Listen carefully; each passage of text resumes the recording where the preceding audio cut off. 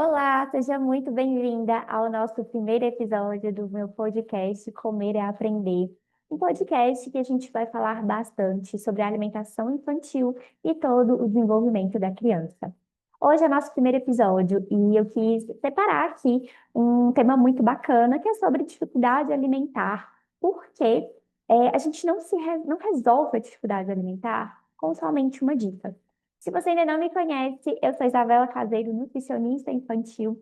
Já trabalho há alguns anos com crianças com dificuldades alimentares.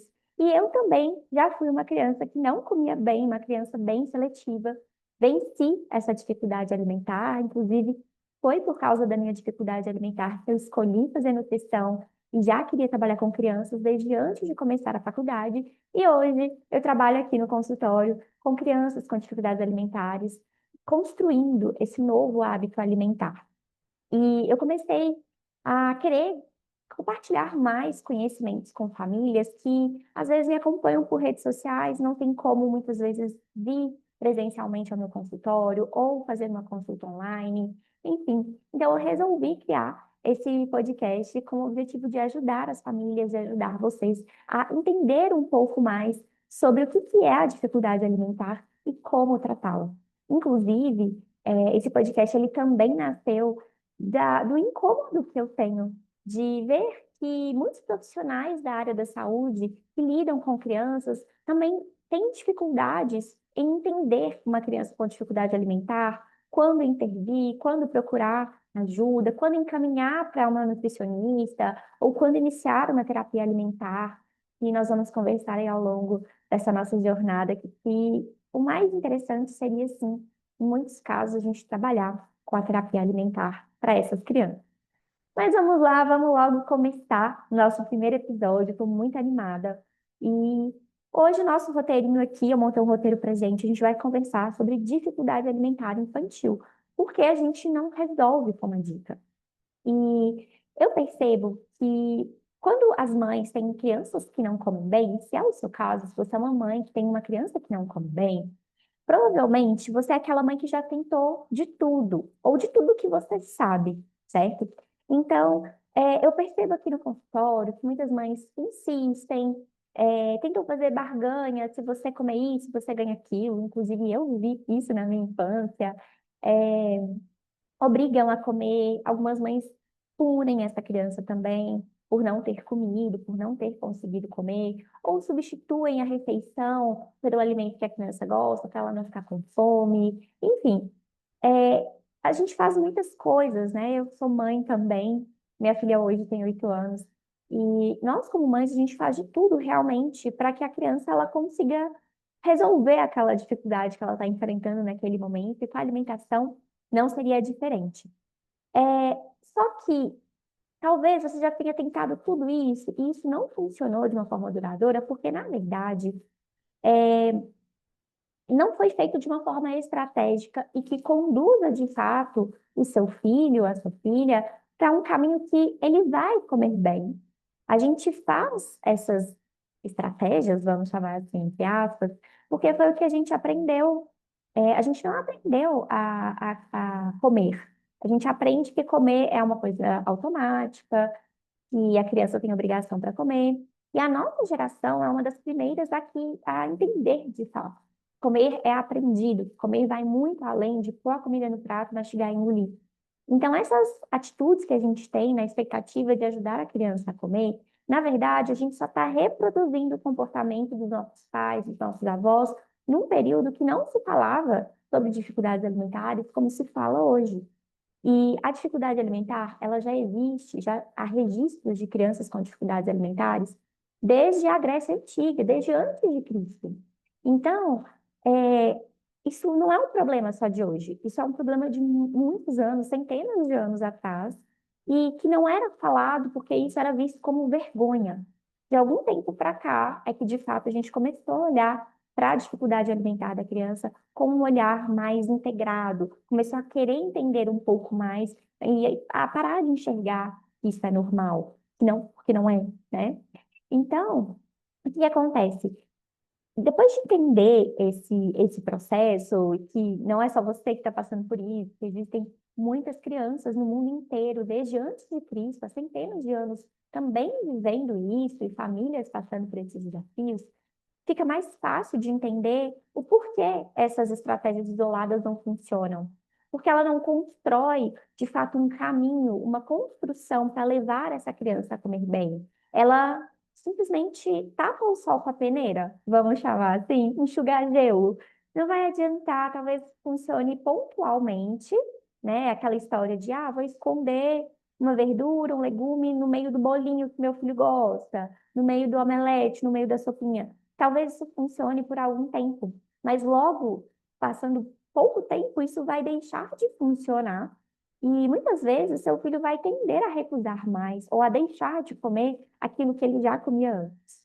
E como eu sei disso, porque eu fui uma criança seletiva e eu me lembro que em um determinado momento da minha infância, eu fiquei com anemia, eu recebi o diagnóstico de anemia, e a minha mãe, sem saber o que fazer, naquela época não se falava sobre dificuldades alimentares, acho que ela recebeu uma orientação nesse sentido de bater fígado no feijão que eu comia. Resultado, além de eu continuar anêmica, eu deixei de comer o feijão que eu comia antes, justamente porque o feijão tinha um gosto diferente. E eu estou trazendo essa história pessoal porque às vezes a gente acha que a criança ela não vai perceber, só que a criança ela percebe. E foi exatamente o que aconteceu comigo lá na infância. Eu era muito novinha, eu nem tinha visto que ela estava colocando, e ela colocou na melhor das intenções. Eu sempre digo que as mães elas fazem isso na melhor das intenções, mas isso acaba não ajudando. E muitas vezes a criança até deixa de comer aquele alimento que ela já comia. Então, pensa, para uma criança que já tinha uma restrição alimentar, se eu ainda começo a reduzir mais os alimentos que ela consome, porque eu estou tendo uma atitude que foi orientada por alguém, mas que na verdade não ajuda, né? E foi uma orientação solta, eu posso piorar a dificuldade alimentar dessa criança, eu posso restringir mais ainda os alimentos que ela come. E não é isso que a gente quer, né? Eu acredito que não é isso que você queira. Então, é isso que acaba acontecendo. A criança começa a deixar de comer e a gente precisa parar, a gente precisa mudar essa ideia de tentar só enxugar gelo, de tentar resolver um problema pontual. A gente precisa começar a entender que uma criança que não come, que a dificuldade alimentar, ela não se resolve com uma dica isolada, com uma orientação básica, ela se resolve com o processo, né? E aí, eu queria ir entrando um pouco mais no que eu planejei aqui para a gente. Por quê? Queria primeiro trazer para você o que é uma dificuldade alimentar de fato. Aqui eu comecei dando muito exemplo, explicando para vocês como funciona, o que é. Mas eu acho muito importante que você entenda o que é uma dificuldade alimentar de fato. Porque muitas vezes, você na sua casa tem uma criança, ou tem alguém, uma criança próxima a você, de repente na sua escola, né, na escola que você trabalha, tem uma criança que está muito claro que ela tenha de fato uma dificuldade alimentar. E às vezes você é aquela mãe que não sabe lidar. Mas talvez você é aquela mãe que até percebe que seu filho come determinados alimentos, mas aquela vozinha, sabe, sabe quando tem uma vozinha interna dizendo para você, tem algo errado, não é normal recusar certos alimentos, certos grupos alimentares, ou começar a reduzir essa aceitação ao longo dos anos, comia de tudo, começou a reduzir gradualmente, isso não está melhorando? Talvez você é essa mãe. E esse podcast, esse vídeo, ele tem o objetivo de trazer para você essa clareza. Então, justamente por isso que eu queria trazer o que é, de fato, uma dificuldade alimentar. E aqui no meu roteirinho, eu preparei ele aqui, trazendo alguns tópicos. Então, o que acontece? Dificuldade alimentar, ela envolve esses aspectos, mas não se trata só disso. E alguns exemplos que eu coloquei aqui. Comer pouco é um exemplo de que é um sinal que a criança nos dá de que ela tem a seletividade, que ela tem uma dificuldade alimentar, mas não é só isso. Então, comer pouco pode ser um sinal. Ser seletivo, uma criança vista como seletiva, não gostar de legumes ou verduras, isso são sinais, mas não é só isso, certo?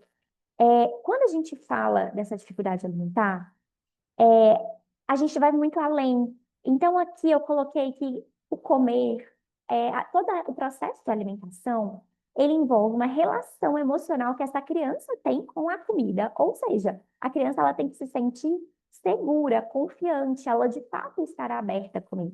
Caso contrário, ela vai travar.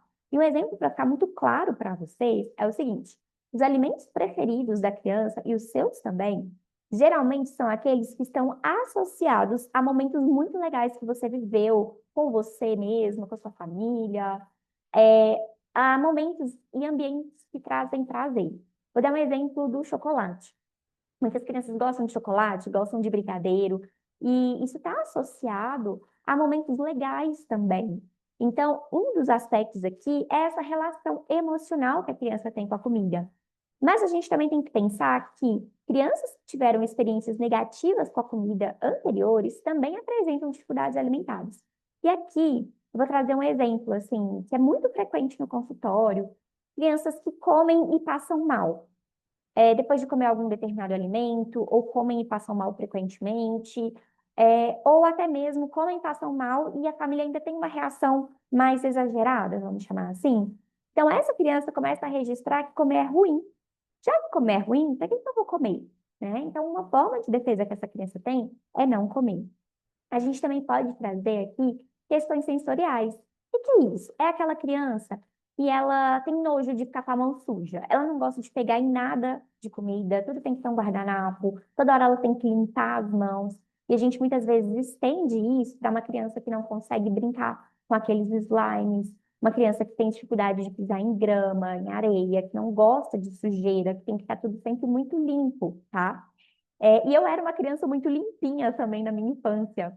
E isso é bonitinho, é lindo ser uma criança muito limpinha, né? Mas quando a gente fala da alimentação, estar 100% do tempo limpo e não permitir que essa criança tenha algumas experiências de se sujar, de pôr a mão mesmo na comida, isso acaba não ajudando essa criança a se alimentar bem e pode, sim, desenvolver uma dificuldade alimentar. A gente também pode pensar em questões, vamos chamar aqui de questões médicas, para ficar mais fácil para você entender, tá? Mas questões de saúde de uma forma geral. E aqui eu trouxe alergias alimentares, isso é uma questão muito marcante aqui em crianças com dificuldades alimentares. Refluxo, como é frequente aqui no consultório, eu conversando com as mães. Quando eu vou entender a história dessa criança que não comia bem, lá quando o bebê ela teve uma alergia ou ela tinha um refluxo, e isso de alguma forma não melhorou ou foi registrando para ela, essa criança acabou registrando lá no córtex dela, registrou nas memórias afetivas dela que comer causa dor, causa incômodo. Sentir dor para comer, então, crianças com esofagite eosinofílica, crianças com intestino muito preso, tá? A gente pensa que não, mas crianças com intestino preso também, isso interfere muito na aceitação alimentar. E eu tenho um paciente, inclusive, que a causa principal de ele não conseguir comer tem a ver também com esse intestino mais preso. Então, isso tem muita relação com a recusa, porque se dói para sair, algumas crianças podem associar isso à alimentação, que comeu e se sentiu mal, tá? E é a mesma ideia lá de quando a criança come e passa mal. Então, a criança, ao ir ao banheiro, também pode associar. Além disso, a gente pode pensar em questões comportamentais.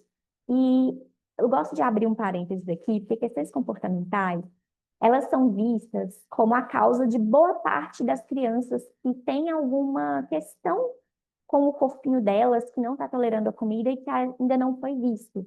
Ou seja, uma criança que está com alguma alergia alimentar, isso ainda não foi visto, é, muitas vezes, nós, como profissionais de saúde, se a gente não tiver um olhar muito atento a essa criança, a gente tem uma tendência a levar só para o lado emocional. Mas a gente precisa investigar se existe outra coisa que contribua com essa recusa alimentar.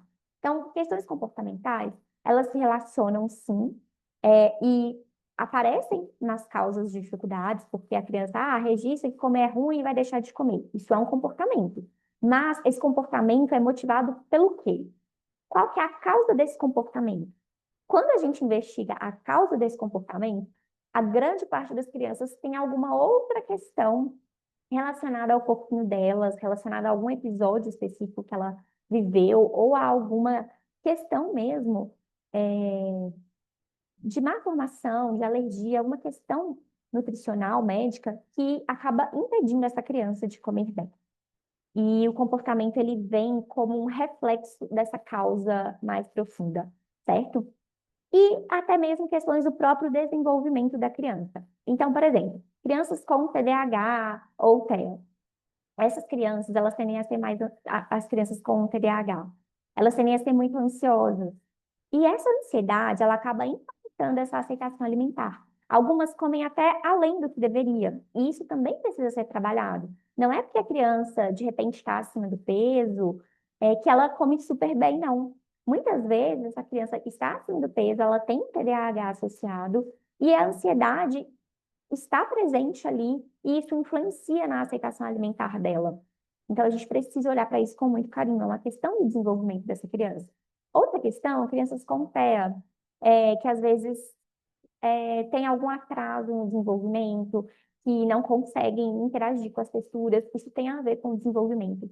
E até mesmo crianças com algumas formações ou malformações. Eu tenho no consultório também uma criança com uma síndrome rara, que é a síndrome de Dandy-Walker. E essa síndrome, de uma forma bem resumida, o bebê, ele nasce deformado. E isso impacta a aceitação alimentar.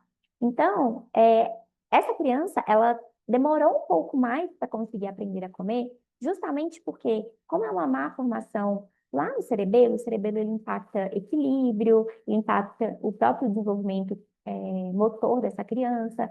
Então, a gente precisou demorar um pouco mais nesse processo de aprendizado para que ela conseguisse, de fato, poder comer e aprendesse a comer. E isso foi feito junto da fisioterapeuta dela, com fome, enfim.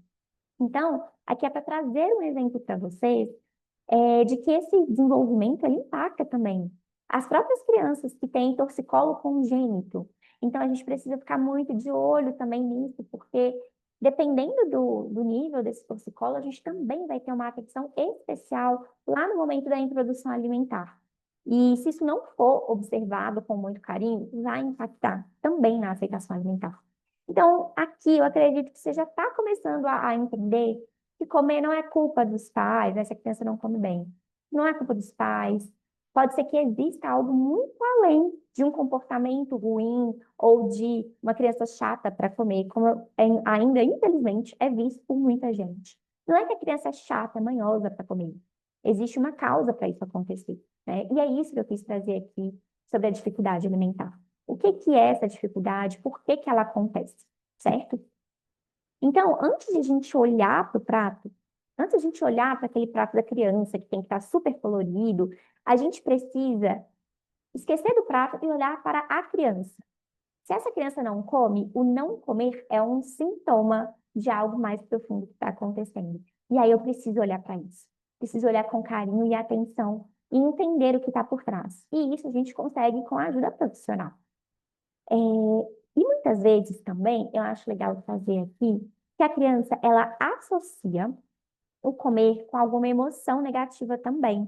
Então, a criança pode ter medo de comer como uma consequência comportamental de todas essas causas que eu fui trazendo para você.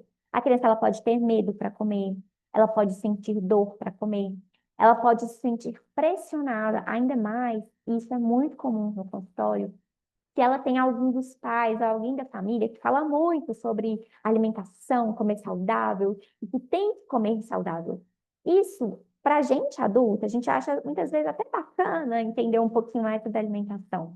Mas para a criança, isso acaba sendo muito desafiador, porque para ela não faz diferença se é ou não saudável, se é bom ou não. Ela só está interessada, na verdade, em comer uma coisa que ela goste, que seja gostosa, que a criança discrimina a comida entre gosta e não gosta. Então, ela só está interessada nisso. Ela não está interessada em saber da vitamina que vai prevenir gripe. Ela pode até te ouvir, mas quanto mais nova essa criança for, principalmente se ela estiver ali naquela idade pré-escolar, que é muita fase do faz de conta, até por volta de uns 6 anos, ela não vai importar com esse discurso. A gente precisa encontrar outras motivações para ajudar essa criança a se alimentar bem quando a gente chega nessa fase de ajudar a criança a comer bem. Além disso, a criança pode se sentir frustrada, porque às vezes ela quer te agradar. E quando ela não te agrada, ela fica chateada, ela fica frustrada e prefere nem tentar. Algumas crianças, por terem um perfil, né, um temperamento mais melancólico, por exemplo, elas se fecham, não querem falar, não reclamam de nada, mas elas se fecham e se sentem incapazes de comer. Então, a gente precisa entender, ter esse olhar sobre essa criança também. E esses exemplos que eu dei para vocês, de sentimentos, isso altera completamente o comportamento alimentar dessa criança, a aceitação alimentar dela. É, enfim, então, olha só como eu já fui trazendo tantas coisas que estão demonstrando para você que não é só uma dica. Porque antes da diquinha, a gente precisa entender essa base. Sem essa base, não adianta pegar uma dica solta e esperar que isso funcione para todo mundo, porque não vai funcionar. Cada criança vai ter uma particularidade. Inclusive, abrindo esse gancho do porquê não funcionam dicas, é, a gente vai, como eu disse, começar a entender que cada criança ela vai ter um motivo diferente para não comer, para recusar a comida. A estratégia errada, ela pode sim piorar a aceitação alimentar, a relação dessa criança com o alimento, como eu trouxe no início do vídeo, que a estratégia usada para melhorar a minha anemia e para que eu voltasse a comer, além da suplementação com ferro, foi bater fígado no feijão. Só que isso não me ajudou. Isso, pelo contrário, me fez recusar, inclusive, o feijão. Então, essa estratégia não é a mais legal de todas, não deveria ser feita. Claro, aqui eu estou falando de uma época, né, lá atrás, que as famílias não sabiam, não tinham esse conhecimento como temos hoje, né? Há mais de 20 anos atrás isso. Então, pelo fato de a família não ter esse conhecimento, era muito natural que sim, a gente acabasse fazendo essas coisas mesmo. E hoje a gente tem tanto conhecimento e não vai funcionar. De verdade, é melhor não fazer, é melhor de fato procurar ajuda. Além disso, entender também que quanto mais a gente pressiona, mais resistência gera na criança, porque a gente vai entrar no ciclo da recusa alimentar. Então, essa criança, ela recusa o alimento, a gente pressiona e ela continua recusando. Então, a gente fica nesse looping eterno até que alguma coisa seja feita para ajudar essa criança. Forçar também pode ajudar a aumentar a seletividade alimentar. Então, a gente entrou no ciclo da recusa, e o ciclo da recusa, ele muitas vezes envolve o forçar. E o forçar aumenta, né? E aqui eu quero até trazer um parênteses para vocês, de uma história pessoal também. Quando eu era criança, eu lembro que em alguns momentos, em alguns ambientes, eu era muito pressionada para comer. E aí era muito pior. Aí eu travava e não comia mesmo, eu perdia a fome, eu não tinha interesse algum. Justamente porque o sentimento que me movia no momento que eu estava sentada à mesa era o de pressão. E essa pressão causa uma reação na criança. Aqui eu trouxe uma história pessoal, mas isso é real. A ciência nos mostra isso, que quando a criança ela está pressionada, e ela não está confortável naquele ambiente, ela tem uma tendência a querer fugir ou a lutar. O que seria lutar? Chorar, espernear, reclamar. Então, pressionar, principalmente para as vovós que estão me assistindo, para alguém, algum papai ou mamãe que tem essa ideia de pressionar, isso não vai funcionar. Você pode muitas vezes até acreditar que funciona porque seu filho quer te agradar ou está com medo de você. Mas será que é essa a relação que você quer construir com o seu filho? De medo, de desconfiança? Ou você prefere construir uma relação com o seu filho de que ele confie em você e que ele tenha abertura para te falar: olha, hoje eu não estou conseguindo comer isso. E aí, nós, como adultos, a gente tem aquela maturidade de falar: tudo bem, vamos tentar entender o porquê e como eu posso te ajudar. Entende? Como que muda esse cenário? Ou seja, quando a família ela busca uma solução muito pontual, como eu expliquei para vocês, como eu estou falando esse vídeo inteiro, quando a família ela busca uma solução muito pontual, ela geralmente ela tende a errar. E em geral, o que eu percebo aqui no consultório, são famílias que querem um cardápio pronto. E a criança, ela não precisa de um cardápio. Tratamento de criança com dificuldade alimentar, primeiro que dificuldade alimentar, a gente não busca ajuda esperando que venha um roteirinho pronto. Eu vou pegar aquele papel, vou levar para minha casa e esse roteiro tá prontinho, igual o roteiro aqui que eu fiz do vídeo. Esse roteiro tá prontinho, eu vou levar para casa e vou aplicar aquilo ali por X dias, de tanto em tanto tempo. de tantas em tantas horas, assim como é uma receitinha médica, ou como é o acompanhamento de um adulto no nutricionista, com a visão mais antiga, que era o quê? Eu ia lá no nutricionista, contava o que eu queria. Ah, quero emagrecer. Ah, quero que meu filho coma. O nutricionista me passava uma dietinha pronta, eu pegava o papelzinho, levava para casa e ia reproduzir aquilo ali eternamente, durante a vida inteira. Hoje não é mais. A própria nutrição do adulto já não é mais vista dessa forma. Imagina a alimentação de uma criança, que eu não estou falando de uma dieta pronta, eu estou falando em mudar um comportamento, ressignificar a relação dessa criança com a alimentação dela. Ressignificar a alimentação envolve processo, envolve entender que a gente vai precisar mudar um comportamento, e isso leva tempo. Pode ser mais rápido para alguns, pode ser mais lento para outros, mas eu preciso ser sincera com você. Uma promessa muito rápida não vai resolver o seu problema. É só mesmo um papel para você levar para sua casa, guardar e aquilo não trazer o resultado que você deseja. Enfim, então a criança ela não precisa de uma dieta pronta. Ela precisa de um caminho. E vocês, como família, vocês precisam desse caminho para que vocês entendam como ajudar o filho de vocês a se alimentar bem, como dar o exemplo, como conversar com ele quando ele conseguir comer, quando ele não conseguir comer, quando ele tiver uma birra. Vocês, como família, precisam desse caminho também. Porque o que eu percebo no dia a dia é que a maioria dos pais estão super perdidos, sem saber o que fazer e com medo de vivenciar o processo.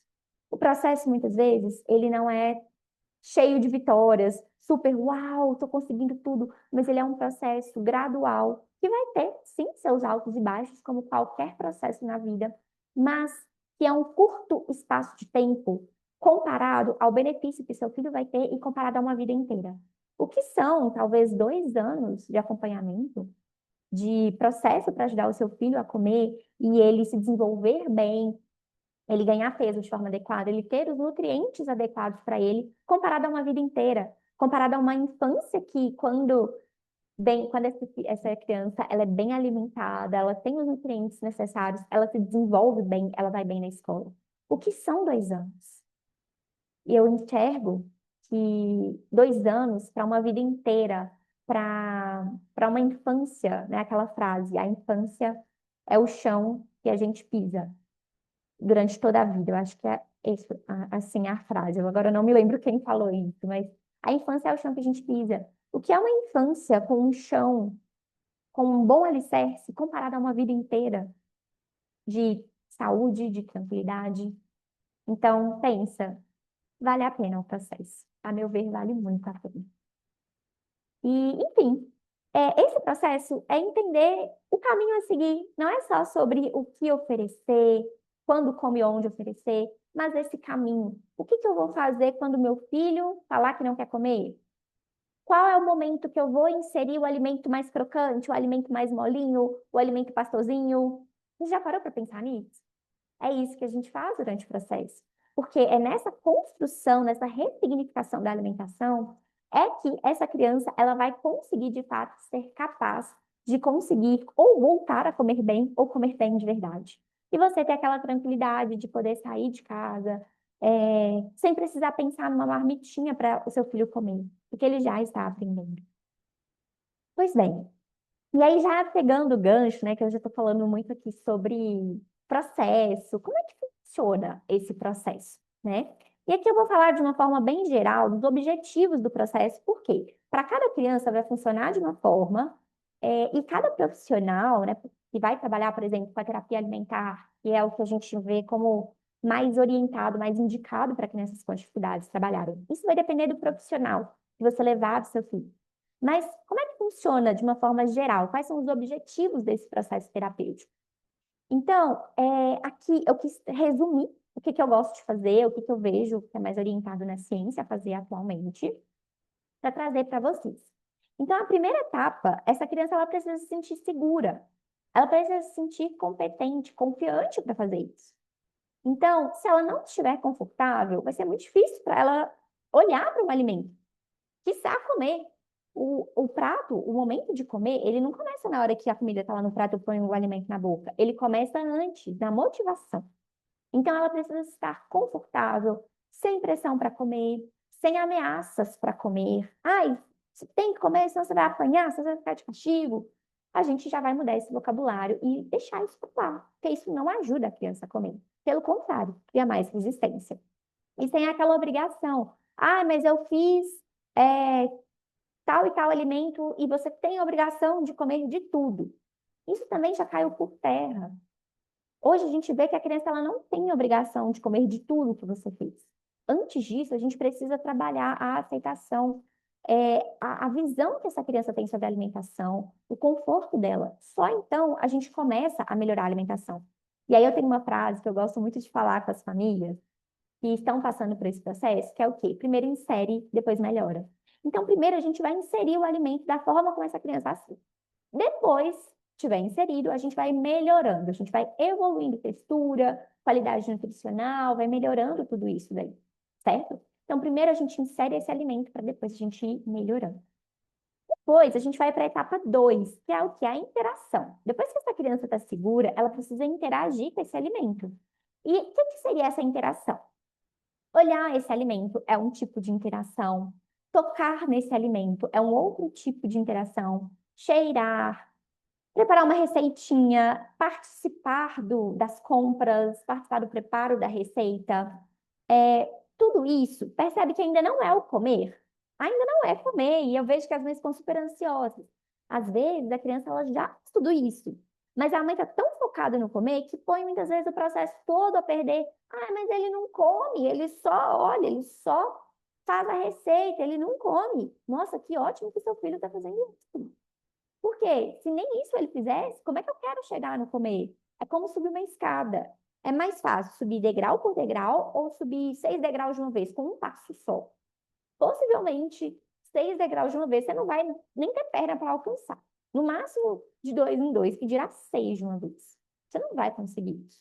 Então, a ideia do comer, antes de passar por esse processo de interação, é exatamente isso. Para o seu filho comer, ele precisa passar por esse processo de interação. Cozinhar, olhar, tocar, interagir, te ajudar nas compras, guardar alimento, arrumar a mesa para você, ficar perto da comida. Tudo isso é processo de interação e é essencial ter durante o processo de melhora da alimentação da criança. Comer vai começar muito antes de mastigar. Começa nesse básico do básico, quando bem feito, ele é um salto, um estímulo muito grande para a gente chegar no comer. E aí o comer vai ser consequência e não obrigação forçada, que muitas vezes a família ela tende a agir dessa forma com a criança. E que a gente já sabe que não ajuda. Ok, a gente já pensou na etapa 1 da segurança, a gente pensou também no segundo passo, que é a interação. A terceira etapa desse processo terapêutico para a criança comer bem é uma exposição estruturada. Não é chegar e colocar qualquer alimento, gente, por favor. Não é, ai, meu filho detesta cenoura, não pode nem ver cenoura. Ah, não, é essa que eu vou colocar, porque eu vi aqui, me deu vontade, eu vou pôr essa. Gente, não. O alimento ele precisa ser estruturado. Se a gente vai trabalhar com receitas, essas receitas elas têm que ser estruturadas. A criança que tem dificuldade com texturas moles, eu não posso trabalhar com ela de cara uma textura muito mole, ela não vai dar conta. Eu preciso começar o processo de conforto com ela na textura que ela tolera melhor. Se é crocante, é no crocante que a gente vai começar, não é no caldo. É no crocante, no alimento que ela tolera. E depois a gente vai melhorando. Então, não adianta a gente querer acelerar o processo. A pressa é só nossa, de adulto. Para criança, não é bom isso. E pelo contrário, quanto mais a gente tenta acelerar, mais tempo a gente perde. Porque a infância, ela não espera. Ela não espera. E se você quer acelerar as coisas, você atrasa o processo de aprendizado enquanto o tempo está passando para o seu filho. Então, é muito melhor a gente parecer que está retrocedendo muito, entre aspas, porque esse aparente retrocesso, ele é a base para o seu filho comer bem. Ele não é enrolação, nem injeção de linguiça, ele é a base e precisa ser bem feito. Então, apresentar de uma forma estratégica que vai condizer com o momento, com a fase que o seu filho está para a aceitação, respeitar texturas que ele vai aceitar, respeitar as dificuldades sensoriais que ele tem. E aqui eu quero trazer um exemplo de um paciente. Eu tenho um paciente que ele chegou para mim que ele não conseguia estar no mesmo ambiente da comida. Ele passava mal se ele estivesse no mesmo ambiente de qualquer alimento, exceto os dois únicos que ele comia. Qualquer outro ele passava mal. Vocês acham que realmente, se ele viesse aqui a primeira vez, eu já ia ter um monte de comida aqui para ele com cheiros fortes? Obviamente não. Eu não poderia fazer isso, senão eu perderia os dois alimentos que ele aceitava. Eu tive que começar com esse paciente de uma forma muito lúdica, com muitas vezes foi um grãozinho de arroz cru para ele acostumar com aquele alimento ali, até eu conseguir chegar numa maçã inteira, em vários grãozinhos de arroz, em vários pedacinhos de cereais matinais, que a gente sabe que não é o melhor alimento, mas era o que ele conseguia fazer naquele momento, porque ele tolera alimento mais sequinho e crocante. Então, percebe que não é o que eu, Isabela, quero e vou colocar para essa criança comer, é o que ela consegue, entende? Então, aí que está o processo. A gente entender e respeitar. Por mais que eu, como profissional, por mais que você, como mãe, queira que a coisa se resolva logo. A gente tem que olhar para a criança. O que que ela consegue fazer agora? Ela consegue interagir com esse alimento mais molinho? Consegue. Ótimo, podemos seguir. Não, ela não consegue. Se eu der, vai piorar. Não vamos fazer. Por mais que vocês, como família, estejam ansiosos, eu, como profissional do outro lado, quisesse fazer mais, que a gente também quer fazer mais, mas não, não é o momento. E a gente precisa respeitar a criança, certo? E por fim, depois que a gente passa por esse processo, a gente agora vai para a etapa 4, que é a consolidação de todo esse processo que a gente está fazendo.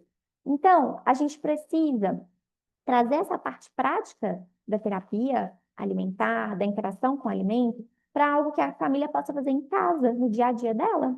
Então, a família também precisa aplicar isso em casa, senão não vai adiantar. Vamos supor, você traz seu filho aqui no meu consultório, ele fica aqui uma semana, 1 hora por semana. Maravilha, mas essa 1 hora por semana, se não for reforçada em casa, ela vai demorar muito mais. O resultado vai demorar muito mais. Então, a família é nossa aliada nesse processo.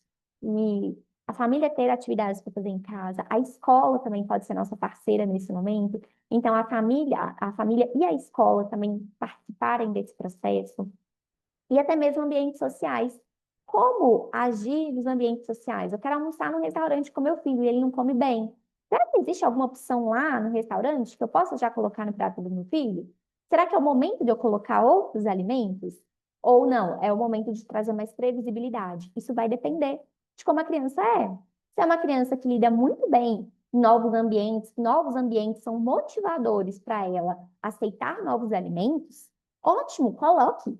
Mas se ambientes diferentes são desafiadores para essa criança, de repente seu filho nem come em ambientes diferentes, ele só come em casa, não é momento de você colocar alimento diferente para ele, entende?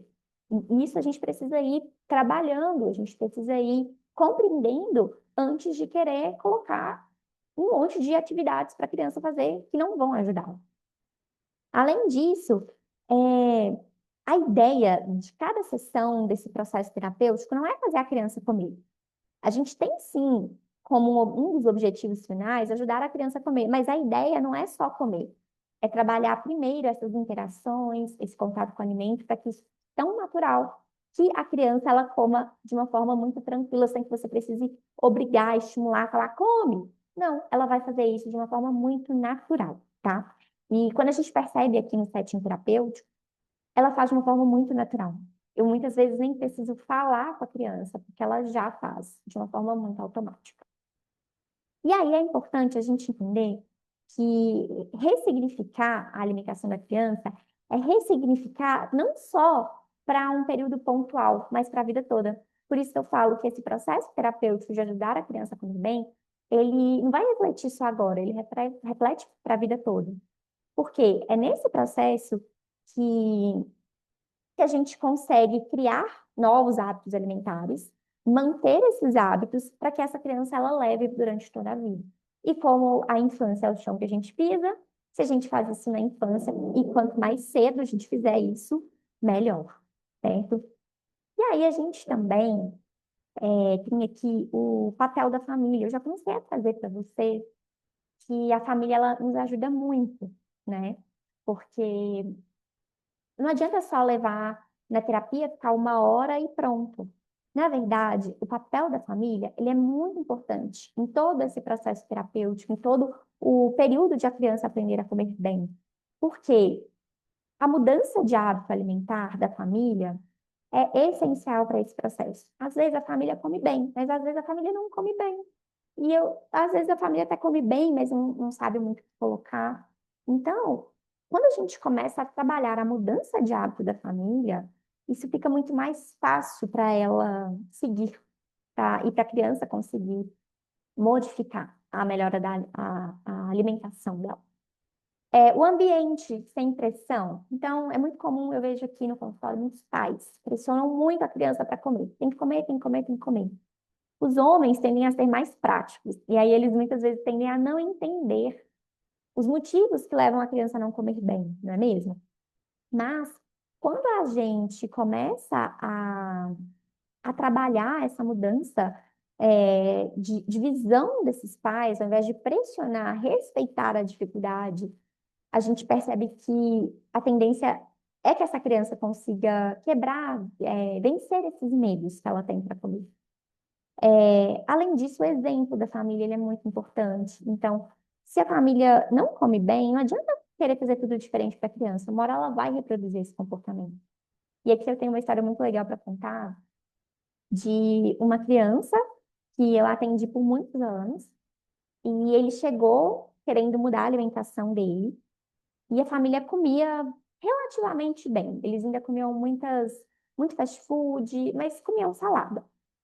E aí, essa criança, ela foi se interessando tanto pela alimentação que ele começou a querer mudar as compras da casa para ser algo mais nutritivo. E chegou um ponto que a mãe começou a mudar por causa de ver o filho querendo se alimentar bem, e até mesmo o pai, que era extremamente resistente, ele também quis mudar. Ele veio, inclusive, aqui ao consultório e falou assim: olha, me ajuda, Nutri, porque eu não estou sabendo as compras que eu faço para minha casa. Meu filho não fala que nada disso ele come mais. A gente está acostumado a comprar refrigerante, comprar pizza congelada, e ele não está comendo essas coisas, né? E isso foi porque a mudança de hábito dessa criança levou uma família toda a mudar, porque essa família, ela estava sensível a essa mudança. E aí todo mundo mudou.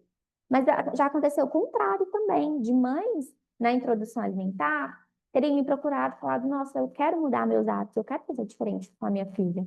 E a gente mudou e deu muito certo. A criança cresceu com hábitos saudáveis, né? A gente também ser coerente. Então não adianta nada eu falar com meu filho que ele tem que comer salada se eu como hambúrguer todos os dias. Entende? Não adianta nada eu falar com meu filho que ele tem que comer pouco se eu estou exagerando. Se eu faço isso, eu estou sendo incoerente. E as crianças, elas percebem a incoerência. E aí, seu filho, ele vai fazer muito mais o que você faz, que ele vai seguir o seu exemplo, do que aquilo que você manda ele fazer. Olha só como essa frase é real, assim, quando a gente percebe reações que as crianças têm, formas de falar. Muitas vezes não é porque a gente fala, é porque ele viu, essa criança viu você fazendo, viu o seu exemplo e só está reproduzindo. É uma das formas que essa criança tem de aprender as coisas de uma forma geral. E claro, gente, constância. Nada disso do que eu estou falando com vocês vai resolver se eu fizer de uma forma pontual ou se eu fizer em um curto espaço de tempo. Eu preciso ter constância para que isso funcione. Senão, a gente não vai construir um hábito alimentar saudável. A gente vai cair de novo naquela ideia da dietinha, da diquinha solta que vai resolver. E não é assim que funciona. Você já me acompanhou até aqui, você já sabe que não vai funcionar. E aí, eu até deixei uma frase aqui muito legal, que eu queria compartilhar com vocês aqui do meu roteiro, que é: a criança não aprende a comer sozinha, ela aprende no ambiente.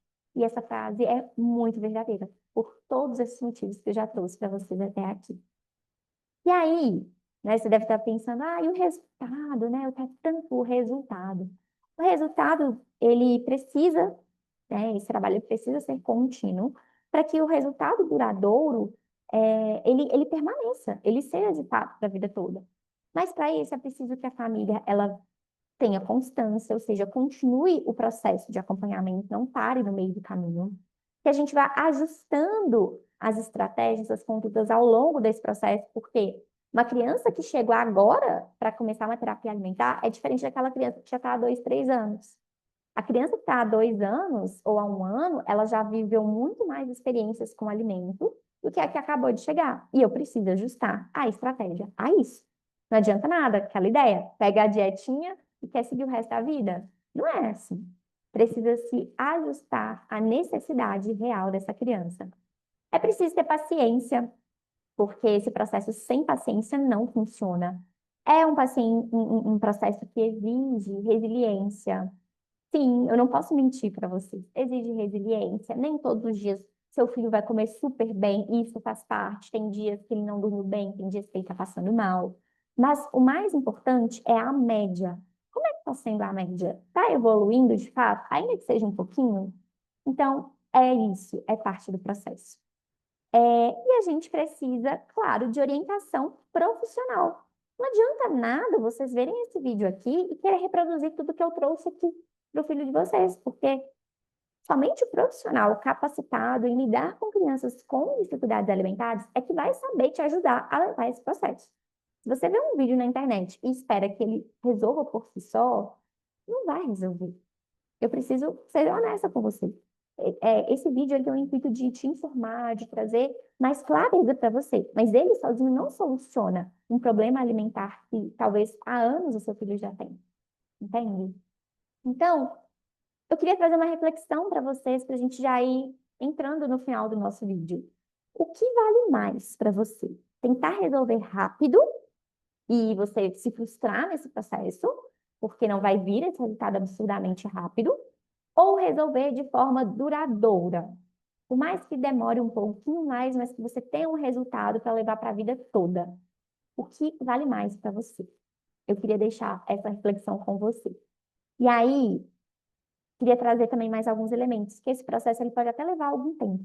Mas quando a gente tem o engajamento da família, a criança está bem engajada, esse processo tende, inclusive, a acelerar, certo? E a gente, quando a gente entende esse processo, a gente evita aquele sofrimento prolongado do, ai meu Deus, quando meu filho vai comer? Nossa, quando que vai melhorar? Ai, um dia melhora.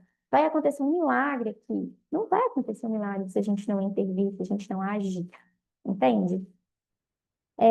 E esses cuidados que a gente tem com a alimentação vai evitar um impacto no desenvolvimento da criança. Eu posso vir aqui falar em outro episódio sobre isso, mas a gente sabe que essa baixa aceitação alimentar, que é muito frequente em crianças com seletividade alimentar, com dificuldade alimentar, ou até mesmo aquelas crianças que estão acima do peso, mas que elas consomem muito ultraprocessados, que acabam não tendo nutrientes nenhum, ou pouquíssimos nutrientes, têm mais calorias vazias. Esses dois extremos, esses dois aspectos e outros, eles acabam impactando o desenvolvimento do seu filho.